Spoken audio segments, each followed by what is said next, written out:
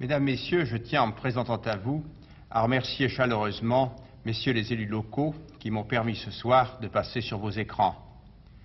En ayant contacté beaucoup d'entre eux, j'ai reçu partout un accueil très chaleureux et environ 2 sur 3 m'ont donné leur signature, ce qui tend à prouver que le courant fédéraliste que je représente répond véritablement à des aspirations profondes du peuple français.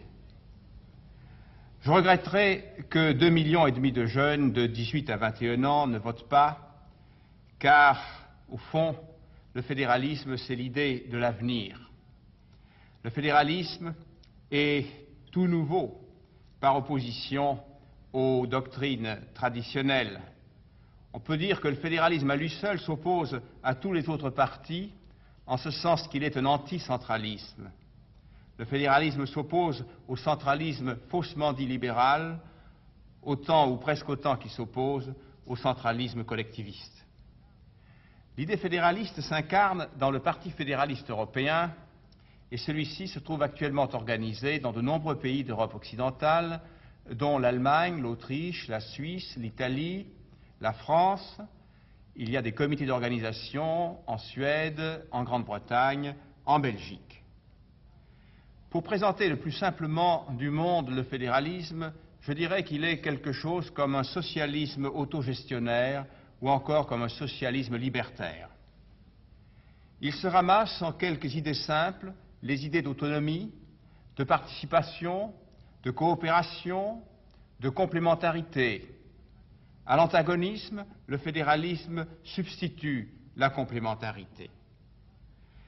Le fédéralisme s'exprime dans les ouvrages d'Alexandre Marc, disciple de Proudhon, et on peut en trouver un condensé fidèle dans la charte fédéraliste de Montreux, adoptée par le mouvement fédéraliste européen en 1964.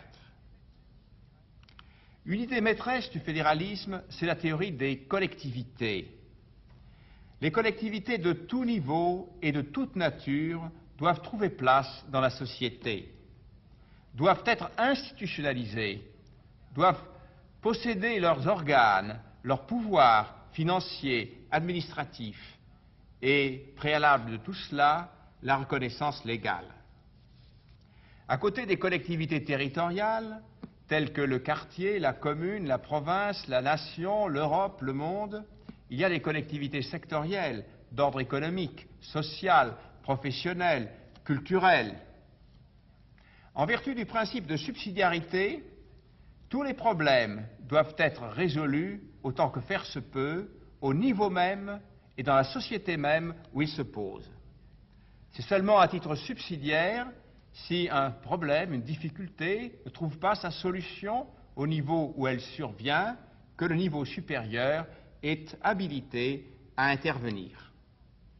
Par cette reconnaissance générale et cette institutionnalisation de toutes les sociétés, doivent disparaître les groupes occultes, doivent disparaître aussi les monopoles, les multinationales, lesquelles doivent être soumises au contrôle politique d'une instance de même niveau. Ce qui appelle donc que l'on fasse l'Europe et même le monde uni. Parmi ces collectivités de divers types, il en est une qui soulève à l'heure actuelle des problèmes sans cesse plus nombreux. Ce sont les collectivités linguistico-culturelles. J'étais, je crois, parmi les premiers, en 1963, à théoriser la question des collectivités linguistico-culturelles.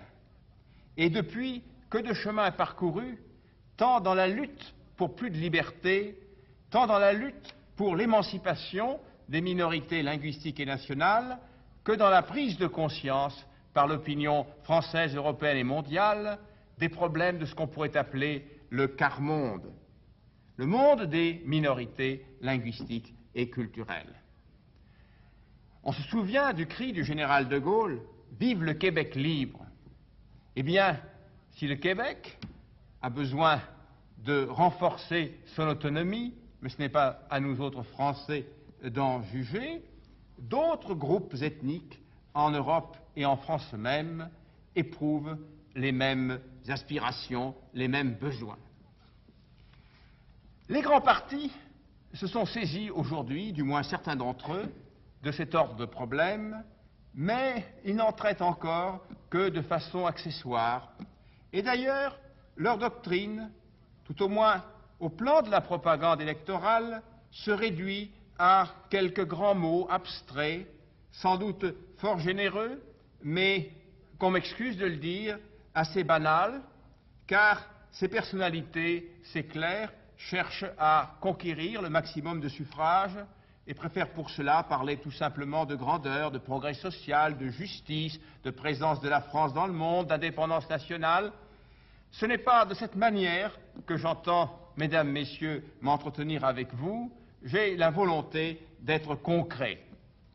Aussi bien terminerai-je ma présentation en proférant trois propositions très nettes et concrètes. Que veut le Parti fédéraliste européen?